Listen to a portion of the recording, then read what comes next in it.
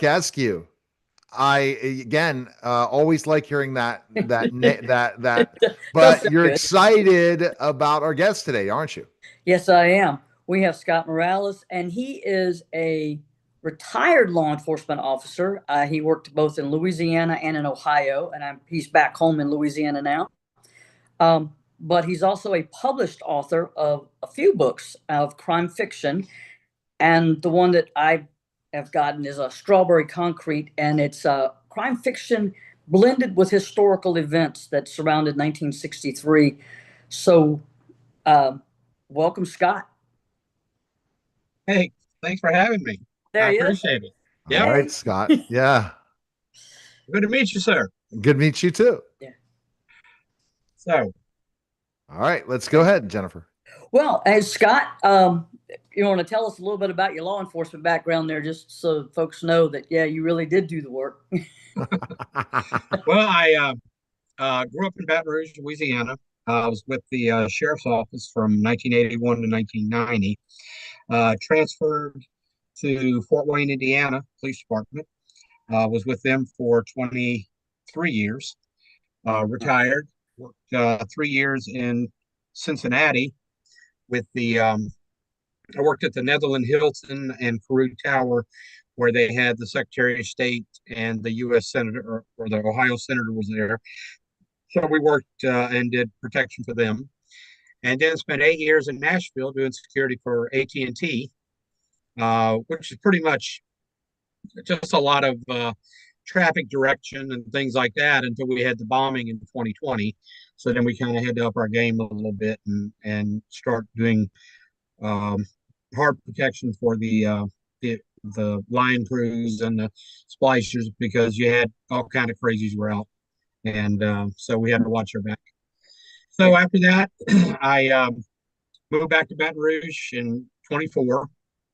Worked briefly at one of the hospitals, and I'm currently working for the Louisiana State Capitol. I do security for the state senate there.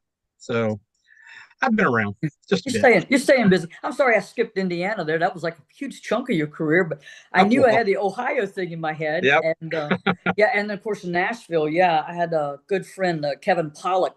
He was the bomb technician, a fire investigator, guy that worked. He led the investigation there for Nashville PD with the bombing, and so that was a very bizarre dude and a very bizarre incident. Yep, Uh, absolutely. yeah, I'm sure it did impact a lot of things because that's downtown Oh yeah, that was right on First Nashville. Street, Yeah. and it was. If you've ever seen the photos of the Murray building Hmm. in Oklahoma City, that's what the storefronts looked like there Oh, on Front Street. They were all just collapsed in, yeah. and it was scary the amount of. I think from what they were telling me, they had started checking the buildings, the Hmm. surrounding buildings, Right. and they found handfuls of pennies up on Hmm. the roof that he was Yeah. using for shrapnel. Yeah. It's So yeah, pennies it was. pennies have been used in the past. That there's Mhm. other bombers that I know of, that was their MO. They were not Mhm. intending on harming themselves, but others, and they used to throw in pennies. That's a scary thing. But there have been nails. There have been so many things that Oh people yeah, have used. oh yeah. So they want to hurt people. That's not Mhm. not for anything else. Everything. So when did you get into writing? What made you say, okay, I'm going to start writing a book and it's going to be crime fiction? Ooh. Well, actually, 9/11. Okay. Um, I When I was working with the sheriff's office, there was a case that I had that it was unsolved, but about this was 1986, so about 10 years or so later, I think a little bit later than that, um, they determined that Baton Rouge had two serial killers that were working. They had Derek Todd Lee and Sean Gillis. Mm. And as they started looking at the case I worked, it definitely was not um, Lee. Did not fit his MO. It was more of what Sean Gillis was doing. Now, when we found the victim, she was skeletal, and there wasn't any. We're talking 1986, so you didn't have DNA or anything like that. Yeah, that was So, fledgling overseas even. It was, right. Yep, exactly. I just finished reading the book, The Blooding. Yeah. That and is talking about that.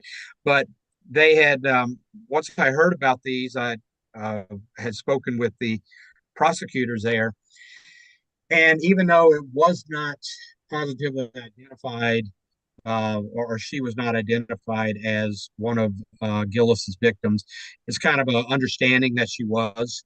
Yeah. So the case is still open, but behind closed doors, we know that she's one of the victims. Yeah. So um, when 9/11 happened, I kind of got homesick for, I was living up in Indiana. So I started getting a hold of a lot of old friends. And I got hold of an old girlfriend. And she was married, and I'm married, and everything like that. So what do you think, too? I just want to find out how she was doing. And we had dated, talked about things when I was 19, she was 18 or so. Then we had a big falling out, and we decided we were going to meet through an intermediate. Said, okay, she wants to meet you at the Shoney's, and at such time. So I'm like, okay. So I show up and I sit there and I wait for about 2.5 hours. She doesn't show up. So I figured that's my sign. So I go ahead and go on with my life. So 20 years later, we're sitting and I'm talking and we're catching up. And then she gets real quiet. And then right out of the blue, she goes, I waited for you for 3 hours. I'm like, no, you didn't. I was there for 2.5 hours. She goes, which one were you at? Well, I was at one and she was at the other Shoney's and we never knew it. So it was a missed opportunity, but we went on. But I took that idea and of missed opportunities and as well as that unsolved homicide. And I started thinking about ways that I could tie them together into a story. And I wrote a really brief story that I was going through a writing class with a guy by the name of Les Edgerton. And he wrote a really great book called Finding Your Voice and talked about how you should write in your own voice and try not to be another John Grisham or Stephen King, but be an original Scott Morales. You have to be original. Yeah. So I started writing, and the first things he's like, I bring it in, and he was like, well, just like reading a police report. He said, you need to put more humanity into your stories. So when I started thinking about the victims and with my own personal story, I was able to draft a story of the book that I ended up dividing up into two separate books. It's called The Unkindest Cut of All, and book one and book two, and they should be coming out by middle of 2026. But it really got me interested into writing stories. And then I had some notes that I had spoken with my uncle years ago. And I found an old notebook and had some things written down in there. And he had he had started with the Austin Police Department and then had gone federal to the Secret Service. And with the Secret Service, with the he was under Kennedy and Johnson White House.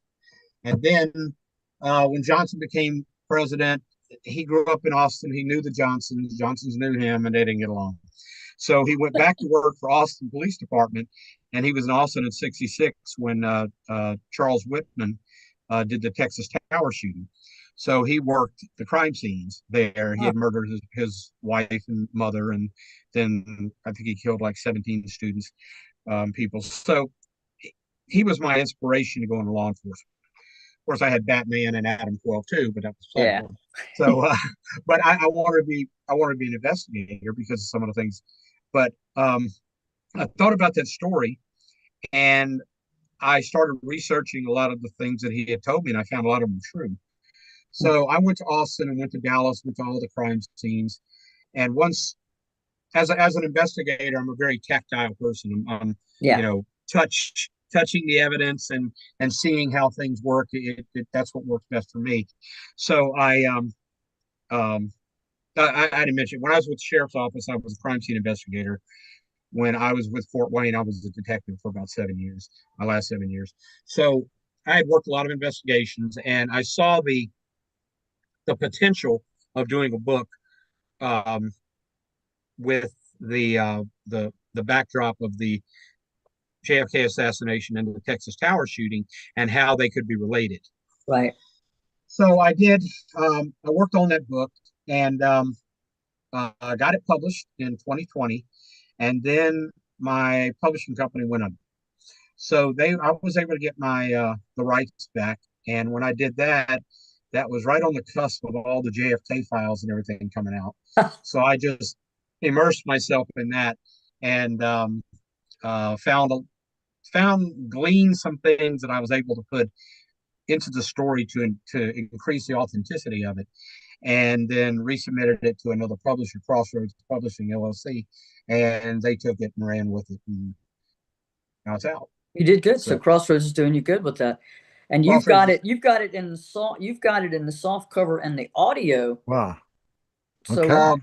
I have it in ebook right now. Actually, the original book is still out in audio. I am actually working on the updated version of the audio that I'm doing myself. Oh, great. So it's a lot of work. Now, what do you think the biggest challenge of writing these stories that you went through as an author? What is the big thing? What do you think it is? I think, particularly with Strawberry Concrete, is being historically accurate and being able to take the facts that actually happen and craft them in such a way that you're able to insert the fiction flawlessly, and it makes sense when you do it. Glenn Beck coined a phrase called faction, which is fact mixed with fiction. And like, I'll just give you one quick example. Whitman went to University of Texas on a officer candidate school scholarship. While he was there, he poached a deer, gutted it in his dorm room, and in the bathroom there, and he was arrested for poaching. So he lost his scholarship, ended up having to go back to Camp Lejeune and resume Marine Corps duties.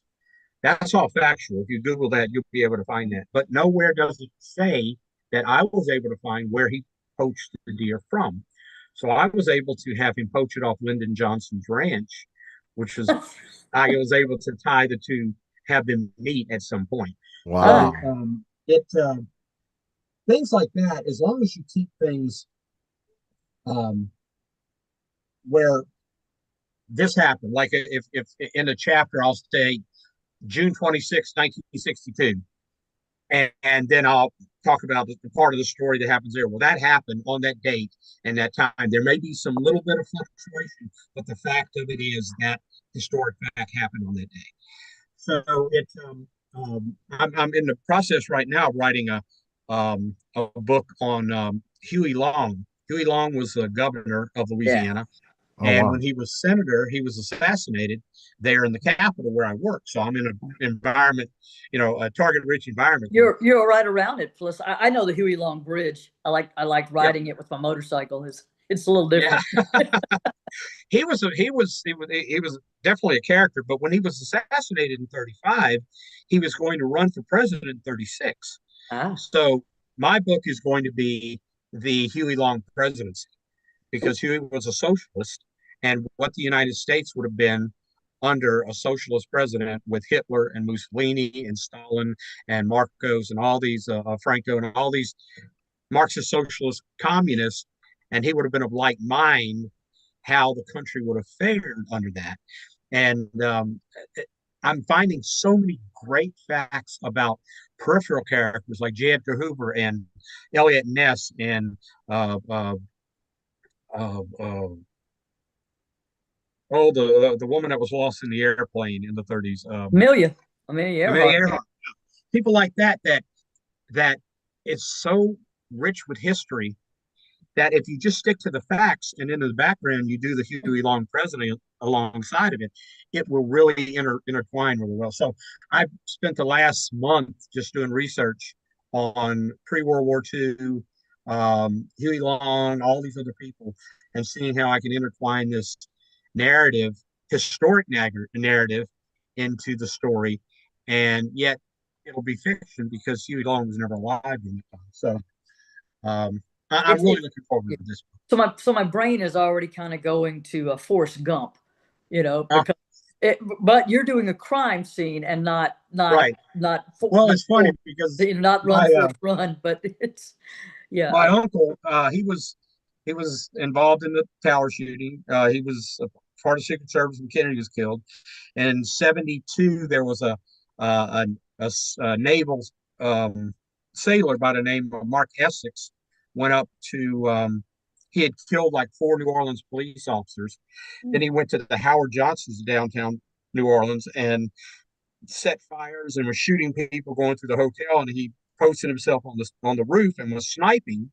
And my uncle was there. He was with at the time he was with the Treasury Department, found in New Orleans. It's like I say he's kind of like Forrest Gump, except when he shows up, people die. He shows up. He shows up to ongoing crime scenes. It's like, okay, yeah, exactly. And it's like your timing is impeccable. Yeah, that's true. So, but it's been really good. I've always been creative, and I have like another 10, 15 books outlined. Wow. Once I get these done, I'm going to start working on them. And I the way I see it, I probably have about 10 years worth of books that I'll be working on. It's a lot of things. Really? And so what has made you so motivated to write so many books? I've just I literally sit when I go to bed at night. I have so many things running through my mind of what ifs and if thens. One thing I learned when I was tactics is you don't ever go into a situation thinking what if. If I think what if, I'm going to drive myself crazy because you can never cover all the what ifs. What if I go there and the guy's got a machete? What if I go there and there's a bomb? What if I go there and I have a flat tire? You'll blow your brain out if you think that. But if you think if I show up, or when I show up and this happens, then I do this. Or if I show up and this guy has a pistol, then I'll do this. So as you're going, your mind is constantly planning. You're meeting these challenges, you're overcoming them, so that when you arrive at the scene, you already have a plan of action. You've already mentally rehearsed of what I'm going to do and the alternatives. So that way I can come out successful. Well, that's a law enforcement survival mentality. Exactly. You can't think the what if. But the way you're writing, what is the motivation? It's just your mind is playing tricks on you, right? Say, I'm gonna keep writing. I have a lot of stories to tell. I was involved in just a crap load of stuff when I was in the police department, and I'm sure some of it I is able to transfer into some of the stories, but some of them I've really been afraid to address. Just situations that you deal with and trauma and things like that, and but it would be cowardly of me not to bring it out and to address it and to overcome it. And it's like this, what I was talking earlier about this homicide that was unsolved. That case, to me, in my book, I'm at least able to solve it. So at least in my own mind, it's solved. Right. So it gives me a bit of comfort, a bit of reassurance that there is justice. I love it. Okay. All right. So Scott, where's the best place we can find information on your purchase a book and learn more about you? Where can we go? You can find Strawberry Concrete. This is it again. It is on Amazon. It's on Barnes and Noble. It's on all writers, and I believe it's on Goodreads. So you can find it pretty much anywhere. Like I said, I am working on the audio book. There is an audio book out there now. You can get it, but it's going to be the original audio book and not the updated one. Awesome. And then go to JenniferClarkeSkew.com to purchase her book. Yeah. Yes. And the information will be there on all the different things. Becoming Fire, Amazon bestseller. Yep. Appreciate it.